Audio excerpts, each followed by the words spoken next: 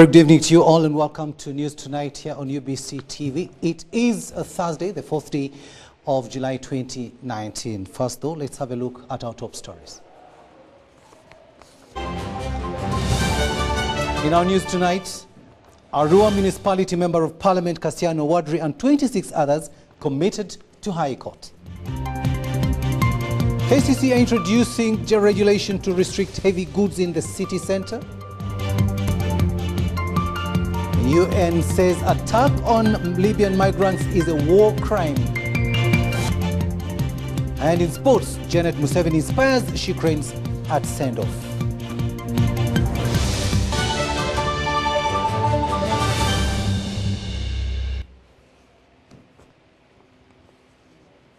Hello there and welcome once again on Sign Language. It is Mugalu Mohammed and I am Edward Rukidi Kijanangoma.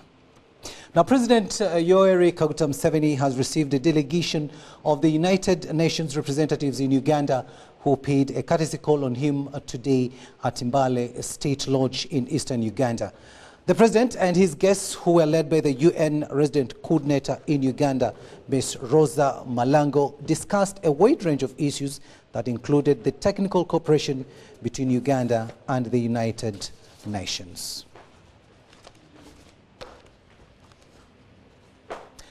Meanwhile, President Yoweri Kaguta Museveni has commissioned the newly built roads within Tororo municipality in eastern region. The roads were constructed under the Uganda Support to Municipal Infrastructure Development Program. At the launching ceremony in Tororo municipality, President Museveni urged the people to use the infrastructure to increase production. Tororo municipality received 18 billion shillings to rehabilitate and construct infrastructure, including the rehabilitation of Bazaar Street, Obua Lane, Park Lane, Kashmir, Tagore East, Tagore West, Market Street that has 4-lane dual carriageway with side parking lots and walkways, Oguti 2 Road, totaling to 2.194 kilometers. The project included the installation of 124 solar streetlights, trash cans and trees, and the taxi park with vendor stalls. President Museveni is currently in Bukedi sub-region to popularize the job and wealth creation campaign. He advised the people to shift from subsistence agriculture to modern ways that earn them money. The president also handed over 10 certificates to the selected families of the 500 customary landowners. The program aims at registering customary land.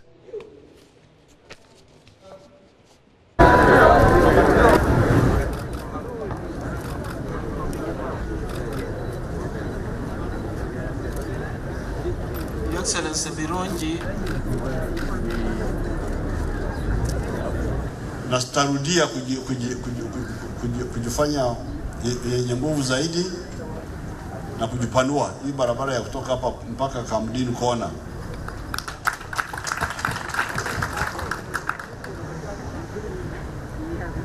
Tunafanya barabara zingine kama ile ya Msita kupita na Mayingo, na baadaye tutakuja kufanya barabara ya kutoka Busia town kuja hapa, tutakuja kupiga lami. Hata hii barabara ya kwenda na Gongera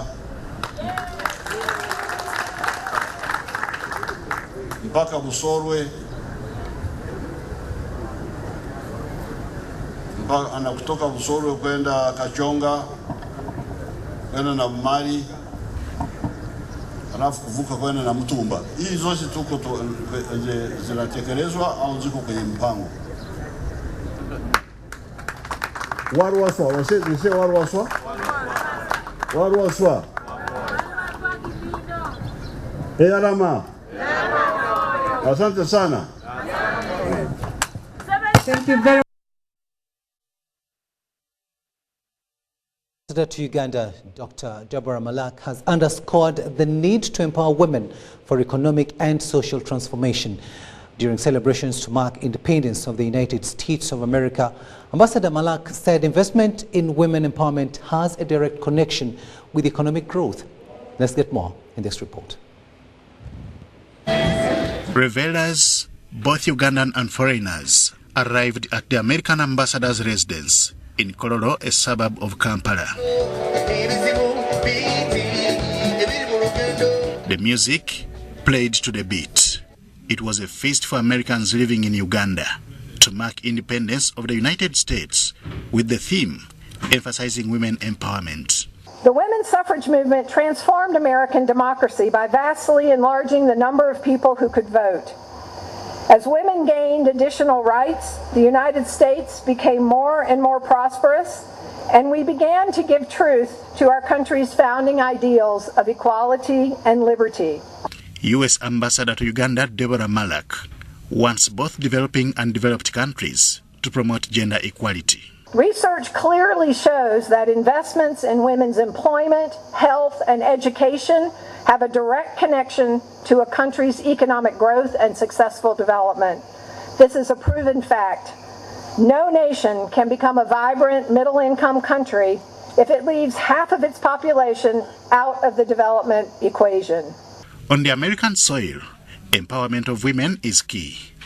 In 2016, former U.S. Secretary of State Hillary Clinton almost became the first female American president.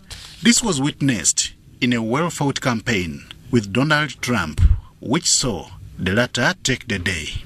Several years earlier, another woman of substance put up a similar fight as Clinton's, but still was not successful. Eleanor Roosevelt was the wife of America's wartime president, Franklin Delano Roosevelt. But both Eleanor and Clinton were not able to secure American presidency. Now we know that there is still much more work to be done to achieve full equality for women in the United States, but we have made progress. The current U.S. Congress, sworn in January, broke several records. It has more female representatives than ever before, with a total of 127. We elected our first Muslim American women, our first Native American women, and the youngest woman ever to be elected. As someone who came of age in the heart of the women's movement in the United States in the 1960s and 70s, I'm glad to see this increased representation of women, but extremely frustrated that it has taken so long. And we still haven't cracked the ultimate glass ceiling and put a woman in the White House, although I continue to believe it will happen, and I hope happen very soon. Long overdue. Uganda's Prime Minister, Dr. Rwakana Rugunda, agreed with Malak on women emancipation. Like the United States, our country upholds these ideals of equality, a point that you have dwelt with on in your speech. And by the way, Uganda fully supports the emancipation of women. So the issue of equality, consent of the governed, the unalienable rights of life, liberty, and the pursuit of happiness. All of these we share, and we agree with the founders of the United States. Representing President Yoweri Museveni, Dr. Rugunda hailed the collaboration between Uganda and the U.S. Uganda, therefore, welcomes the Prosper Africa Initiative, which was launched at this Maputo summit and has the potential of substantially increasing two-way trade and investment between the United States and Africa. America's independence was declared in July 1776, ending a war among 13 colonies and Great Britain. It is 243 years ago, but celebrations this year, 2019, emphasize women emancipation. Henry Okurut, UBC. Thank you, Henry, for that report there. Now from Kampala, let's go north and go to Gulu, where Gulu Grade 1 Magistrate Chintu Isaac Imran has committed Castiano Wadri and 26 others to the High Court for further management. They are answering a charge of treason based on allegation that they pelted the presidential motorcade on the 13th of August 2018 from Arua, when the president had gone to campaign during the by-election for candidate Chiperu Nusura Omar. Senior resident State Attorney Omia Patrick also said the state has added another count on treason, which is acting with intent to alarm, annoy or ridicule the person of the president, which is contrary to Section 24C of the Penal Code Act, where the accused also blocked the right of way of the president. The same court gave criminal summons to 10 accused who failed to appear in court, including Honorable Robert Kyagulanyi Ssentamu, also known as Bobi Wine, Honorable Zake Francis, Gerald Karhanga, Paul Mwiru, Abola Jane and 5 others, although Tony Chitara, their lawyer, informed court that both Bobi Wine and Zake Francis were attending a conference in the United States of America and others had a vehicle mechanical challenge when coming to court.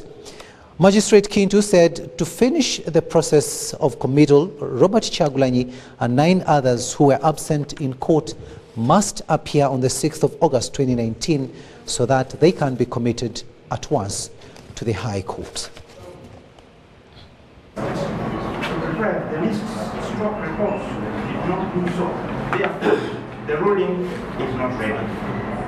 That notwithstanding, the process is now overtaken by the events of political processes. I would like to suggest, therefore, that any other matters arising here and in this case shall be handled by the High Court.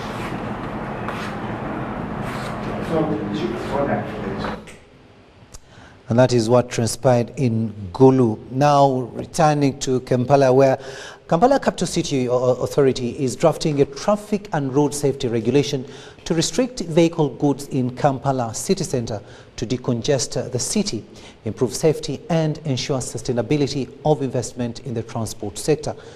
The Acting Executive Director, KCCA Engineer Andrew Chitaka, says with police, they will ensure CCTV cameras are fully utilized to improve security monitoring. Farida Nafka reports. Kampala Capital City Authority wants to decongest the city and is finalizing the bill of ordinance for trade order to regulate street vendors. The authority and the Directorate of Traffic, Uganda Police and the Ministry of Transport are making a regulation to restrict entry of heavy good vehicles in the central business district. Wilson Road. These are roads. Wilson and William have permanent parking at all times. Trailers are parked there. They even become lodgings for the operators who operate there. So these are things which have made our city so unsightly. The points at which these trailers park have also become toilets. The statutory instrument indicates an access restriction for vehicles carrying goods of 22.5 tons or 16 meters long on Jinja Road, Namongo 6th and 7th Street, Ntinda Stretcher, Chinawataka and Kawala Road. Vehicles with this tonnage will only be permitted in town from 10 p.m. and 6 a.m. on weekdays and 8 p.m. and 7 p.m. on Saturdays. However, there are vehicles without these exemptions, like those carrying armed forces goods and drugs. This applies to vehicles with 12 tons or 10 meters on roads like St. Emma, Martin, Duster Street and Nkuruma. There have been the provisions of this regulation. You'll be subjected to a fine of not less than 15 currency points. A currency point is 20,000 Uganda shillings.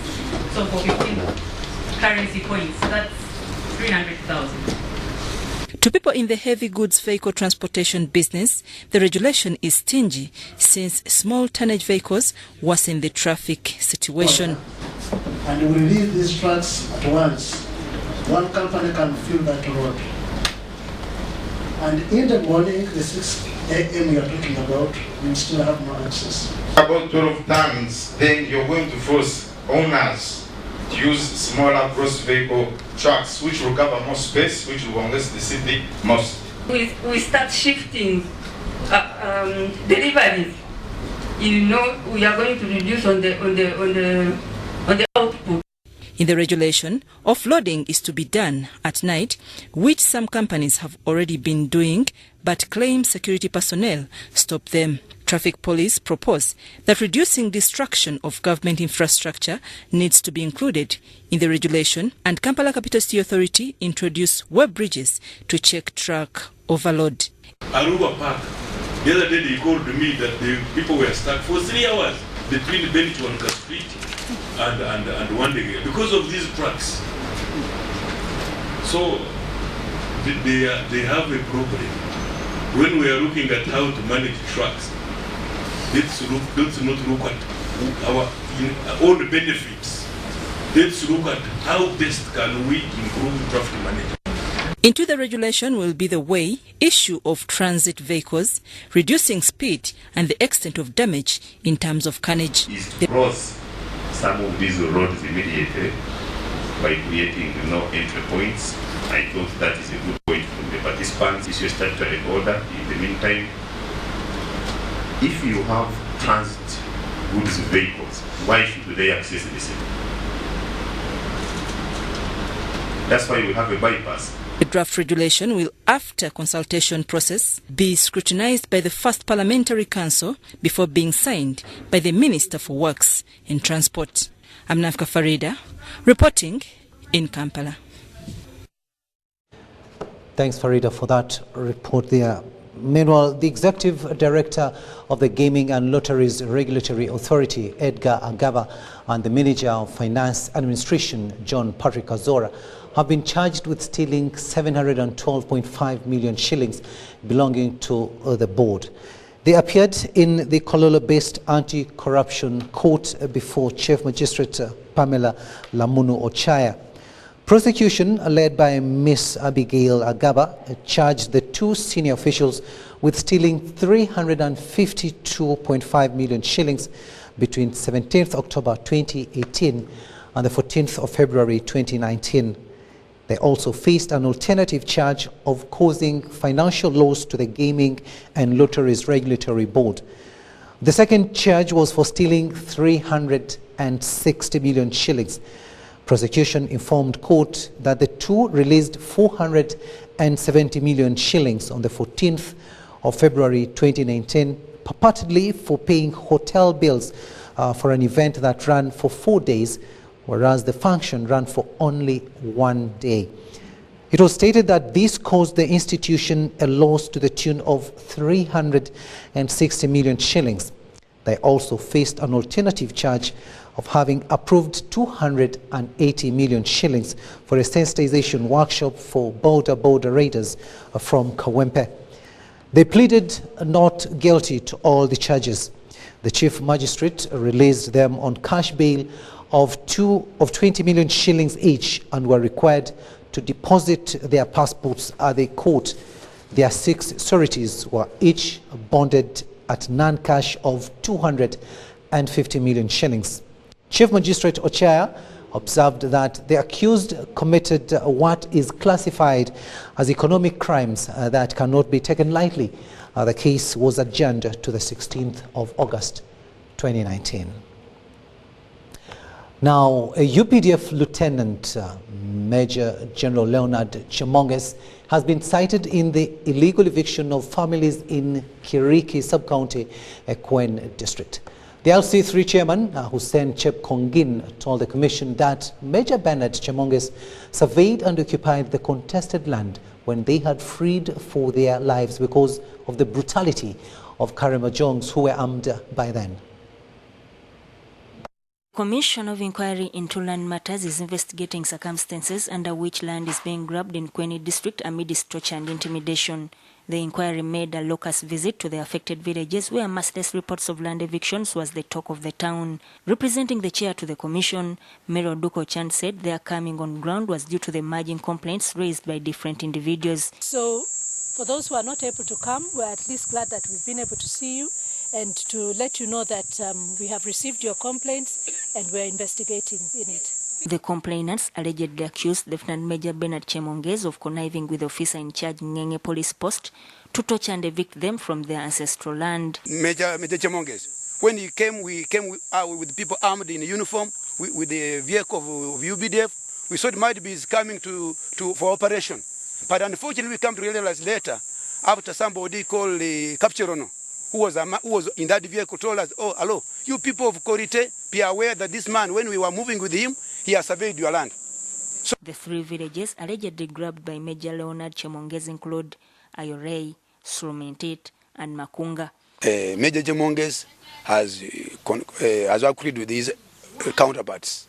They are hiring the same land to Basoka, Bagwere, Bagishu. So they are using that land by hiring it out and have looked us out. The major is alleged to have brought soldiers to evict the original landlords after the survey of the 7,000 acres. However, the alleged owners of the land have started reoccupying the land following the inquiry directive. Whenever you try to cut the land, they arrest us, they call us criminals. So whenever they take you to the custody, you behind the cut out your house, then you find evidence is destroyed in the village. Cancelling of titles that were acquired secretly by the major is the only prayer for the complainants.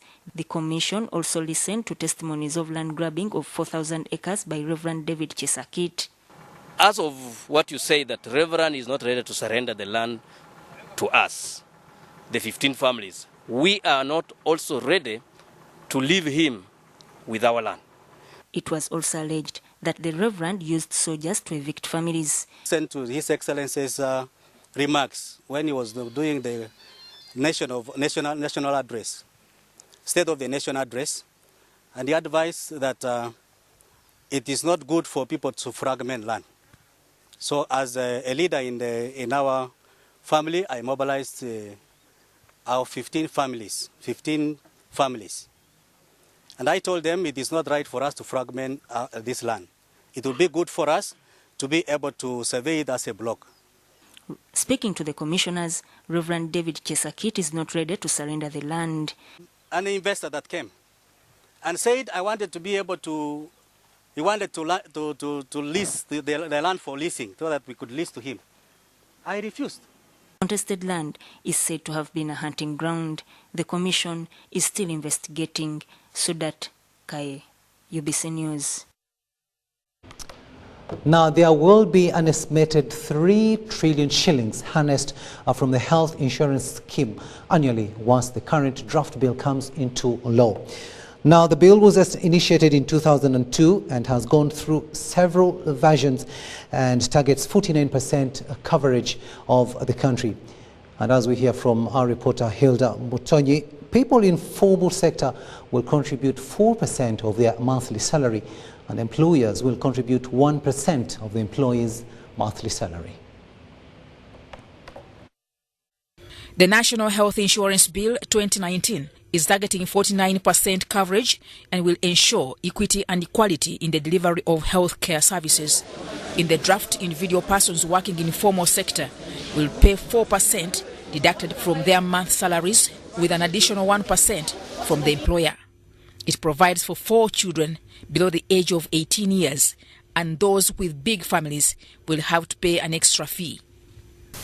So under table payment, where people demand money for operations, that is something that will be gone, because no one will start asking for money when already either individuals are contributing or government is contributing, or both.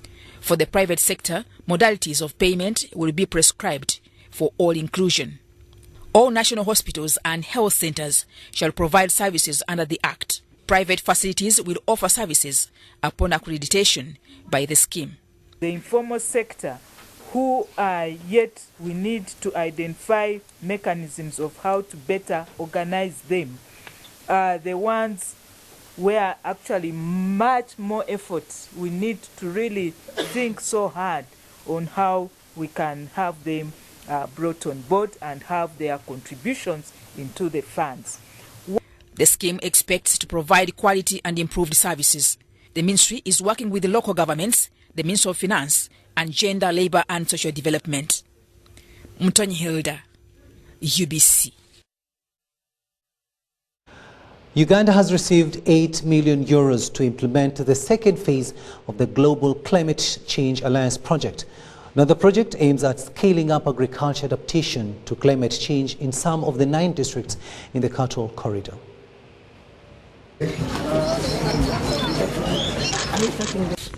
Government has launched the second phase of the Global Climate Change Alliance project to scale up agriculture adaptation to the climate change. The project will be implemented in 9 cattle corridor districts of Nakasongola, Luweero, Mubende, Nakaseke, Chiboga, Sembabule, Kalungu, Gomba and Lyantonde. The 5-year project worth 8 million euros was launched in Kalungu district. Now you're actually introducing the new technology of laboratory. Minister for Agriculture, Animal Industry and Fisheries Vincent Bamlanga Chisempija said the project will help rural households to be more resilient to effects of climate change. We are committed to training our farmers through the extension system we have put in place. We are now inducting our extension staff into getting so that they get the knowledge that they will impart to the farmers. The project will, among other things, provide water for production, both crops and livestock. Food and Agriculture Organization representative in Uganda, Antonio Querido, advised government to address climate challenge of climate change. Our obligation, not only for our generation, but also for the future generation. Ladies and gentlemen, this year, FAO celebrates 40 years of our commitment in partnership with the government of Uganda for sustainable development of agriculture sector. The Commissioner in the Climate Change Department in the Ministry of Water and Environment, Chibet Maikutu, they are ensuring communities adopt alternative energy sources. One of the areas is to roll out renewable energy sources from solar lighting at households, and even establishing solar farms that can generate power to feed to the national grid. So, other alternative sources of fuel like solar more affordable to reduce over-dependence on the tree to curb the Global Climate Change Alliance project is funded by European Union and implemented by Food and Agriculture Organization, Ministry of Agriculture and Ministry of Water and Environment. Sebira Andrew and Adia Nakuti reporting for ABC.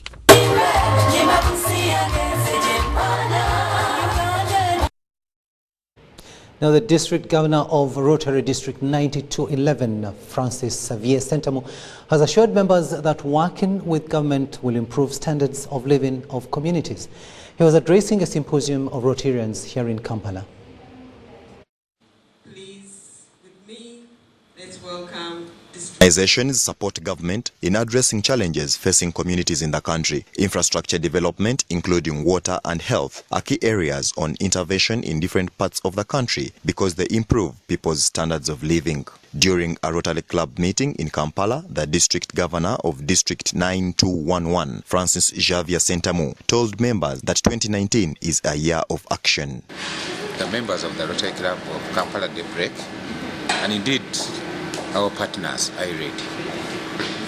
Together they have patterned, and in the last 12 months, they have been able to set up 5 early childhood centers. 5 early childhood centers, probably at a cost of more than $250,000 US. The President, Rotary Club of Kampala Daybreak, Dr. Hajat Safina Musene, says this year Rotary will focus on health, targeting polio vaccination. As Rotarians, for some time now, we have been contributing towards eradication of polio. Polio is amongst the infectious diseases that we have that are immunizable, that can be presented through vaccination. Then I want you to receive this certificate from the members of Kampala Daybreak as an appreciation of your service. And with that story, we're coming to the first break of this bulletin. We'll be coming back shortly after this break.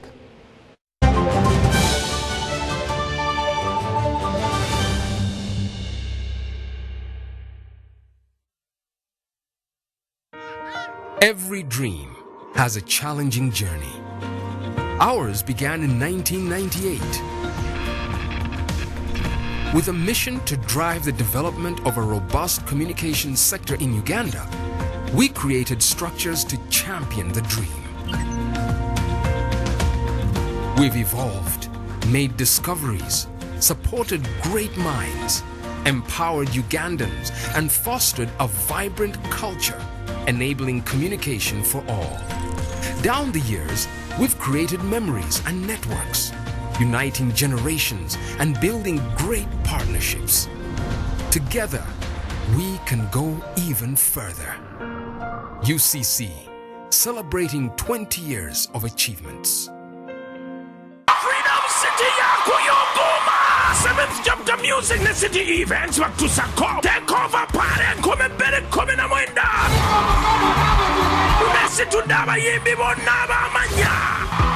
What's up, it's a boy Kenzo. Nakusomwezi makumi abiri July. Freedom City takeover party. Calvin the Entertainer. It's the king herself on the 20th of July. Mr. Semagra, B2C, Ravidom Tuju, White Bender, King Saha, Media Jasmine, Spice Dana, Ghetto Kids, Voltage Music, Maureen Antume, Fefe Busi, Levinson, Exodasa, Tim Swizzy, Sharon Payton, Robert Daba, Alento from USA, Palazzo, Chosen Blood, Vivian Tendo, Rened, Azizacion, Senga Sebanga, Topika Sente, Naira Ali, Atela Africa, Hey Pass, Ruden White, Victor Kamenyo, Big Guy, Outstanding, Mebalana Banji, Calvin the Entertainer, Gajaguze Miaka Kumina Gumunga, Kueresa. Fans of Spice Dana, I'll be performing at Freedom City. Freedom City. In July, Hooking up Twarugumo, VPM Twanebiri, Gabitin Center, UBC, Galaxy FM, Malaika of Africa Foundation, Maritime Cargo Limited, Ash Promotions, ne. Johnny Walker, keep walking.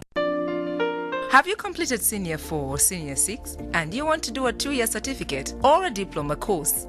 Makerere Institute for Social Development, an affiliate to Makerere Business School, offers programs in accounting and finance, business administration, procurement and supplies management, social work and social administration, information technology, counseling and guidance, human resource, project planning and management, journalism, secretarial studies, and many others. We are located on Sa Apollo Kegwa Road, next to Oilcom Petrol Station, with a UBTEP Center number.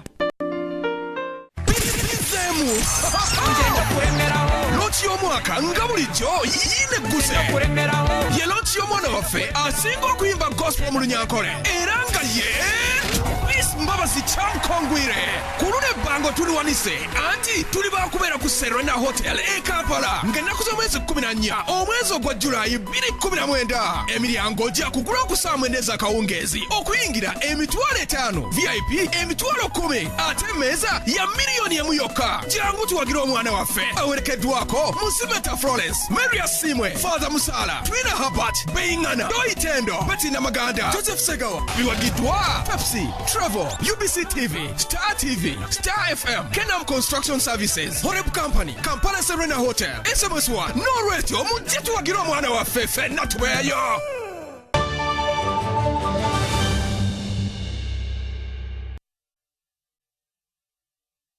Welcome back from that short break, and this is News Tonight here on UBC TV, and a warm welcome to those of you just joining us. Now, the National Information and Technology Authority, Uganda, has embarked on construction of Uganda's first computer assembling and manufacturing factory. The factory will assemble and manufacture of computers, mobile phones, and other ICT equipment. Now, this was affirmed at the signing of a memorandum of understanding between NITA-U and Engo Holdings Group to construct the factory at Namave Industrial Park. The digital revolution in Uganda will soon take another path if construction of ICT assembling equipment is anything to go by. Computers, mobile phones, and other related ICT equipment have been earmarked for this process. NITA-U is cognizant of the Buy Uganda, Build Uganda BUBU policy passed by the Ministry of Trade, Industry and Cooperatives to support and encourage the consumption of locally produced goods and services. And it's against this background that Engo Holdings will assemble and manufacture electronics, ICT equipment, including computers, and related products in Uganda. Solar-powered mobile phones, such as these and improved computer technologies, have been lined up. Such kind of products can fully satisfy Uganda customers' demand. And we are willing to transfer new ICT technology to Uganda. Engo Holdings will do our best to design and produce quality products in Uganda. From analog to advancing in technologies both mobile and official, moving to assembling such equipment is worth welcoming. This is happening at a time when Africa is the next frontier of global development. All the entire world is looking to Africa, and Uganda is in the heart of Africa. The Executive Director, National Information and Technology Authority of Uganda, James Saka, says this is progressive and timely. The Ugandan ICT market is growing at a cumulative annual growth rate of above 27%. The sector's contribution to economic growth in terms of share of GDP stands at 3%. Employment in the ICT sector is estimated at over 2.8 million people. Additionally, there are more than 22 million mobile phone subscribers, translating to a 45% subscription. Ministers Frank Tumwebaze of ICT and Evelyn Anite of Privatization said this will reduce on imports for electronics. For the first time, we are not going to be importing these computers from China, from US, from all over the world, but we will be buying them from Namanve Industrial Park. What a wonderful, what a joy for a country like Uganda. People need to know we are now going to produce all those products. People need to know that our own young people, supported by the government through the Ministry of ICT, we now produce software of different solutions. Tumwebaze, however, decries bureaucratic tendencies that hamper infrastructure and investment progress. He challenges government agencies to desist from what he describes as worshipping the law. Sometimes we tell lies about the law. Yes. The law is not saying work slowly. If they say that the process shall be completed at most, the law is also clear. It uses those words, 7 months. That's the maximum. Does the law say you can't finish in 1 month? This collaboration will build local capacity in assembling and equipping locals in electronic technology and training individuals to work on the manufacturing plant. The first phase of the $20 million plant at Namanve Industrial Park will last 6 months. Henry Okrut, UBC. To Tororo now, where Hima Cement Company has forfeited land that it had acquired through an agent in Tororo district. The rocky 1.6 square kilometer land was at the center of a court battle and wrangles between Moelo Parish community and the land agent Optima. It is alleged that Optima had bought the land at lower cost and sold it to Hima Cement, which operates a cement manufacturing plant in Tororo district. The Chairperson Land Commission and its members witnessed the official handover of powers of land ownership to the local community of Moelo Parish, Lukoti Village, Tororo District, after a protracted. Please enjoy this land. And I think you should not take picture of myself. You should take picture of the landscape that is really beautiful. Enjoy it, and I hope we'll have, again, discussion, constructive discussion together. I will be very happy. You know, we are not against development in this place. Okay? If Hima is interested in the land, let the due process be followed. If any investor is coming, let the due process be followed. Huh? Once the transparency is carried, and we are all involved, we have no problem with it. The pro-investment crowd almost turned rowdy when they realized that the investor will no longer invest in their area. And we apologize for the limp sync in that story there. But let's have a look now at how the Ugandan currency fared today against selected local and international currencies, and also look at how the stock market fared.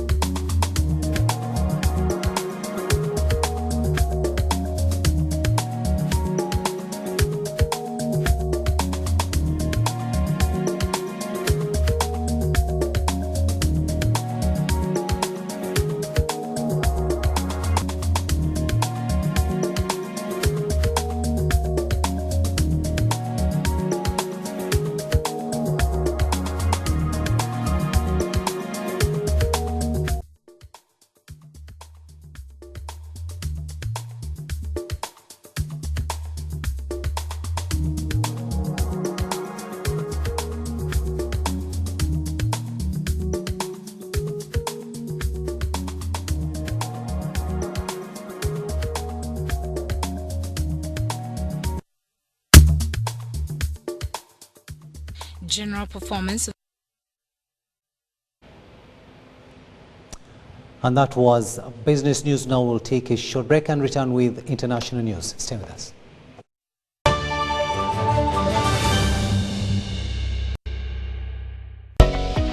Forget the long line hassle. With 1xBet, the power of placing the perfect bet is at your fingertips. Bet anytime from anywhere. Best of all, payment is instant. Place your bet on whatever you choose. Virtual games, bet games, sports, and even live betting. Winning has never been this simple. Bet with 1xBet. Advanced gaming is regulated by the Lotteries and Gaming Regulatory Board. Betting is addictive and can be psychologically harmful, and it's only eligible to persons above 18 years of age.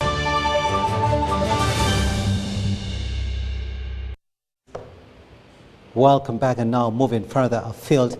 An attack which killed more than 44 migrants at a detention center outside the Libyan capital could constitute a war crime, a UN official said.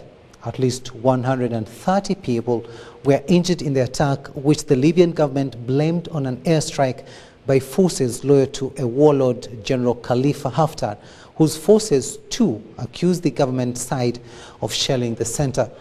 Now, most of the dead are believed to be sub-Saharan Africans who were attempting to reach Europe from Libya.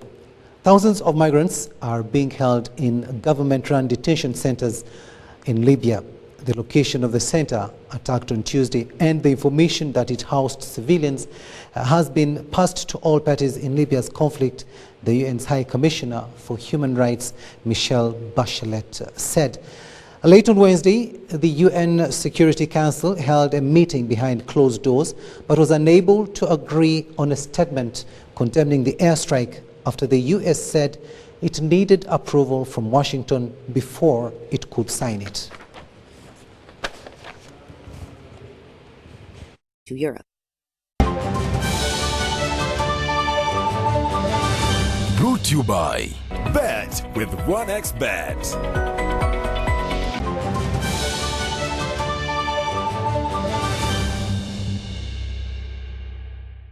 Sports news now, and we begin with netball, where Uganda's national netball team, the She Cranes, has been flagged off to England, where destiny awaits in the Vitality Netball World Cup. Here is our sports reporter, John Barnes Sentamo. The First Lady and also Minister of Education and Sports, Janet Museveni, has been at her spiritual best during a brief send-off ceremony for the She Cranes. The team heads to England for the 2019 Vitality Netball World Cup, in which a Group D alongside the hosts England, Scotland and Samoa is the first hurdle. And I know that you have been there before. You have defeated many big name sports groups. I trust that our prayers will not be in vain. I trust that the Lord will do it again and empower you to defeat the teams you are going to play with. And just remember, if you pray at all, pray and say, because it says in the Bible that whatever you do, do it as unto the Lord. Spirits are high in camp as the 7th-ranked Cranes target a better place finish to improve on 8th they achieved in Australia in 2015. Because we've been training together and everyone is fit and everyone is like with one team, one heart as a teamwork. That's all I can tell you for now. As you can see, the players are happy and ready to go. Uganda sends a strong cast including professionals Mary Nuba and Peace Proscovia, while the local cast is also a mix of experience and vital youthful exuberance.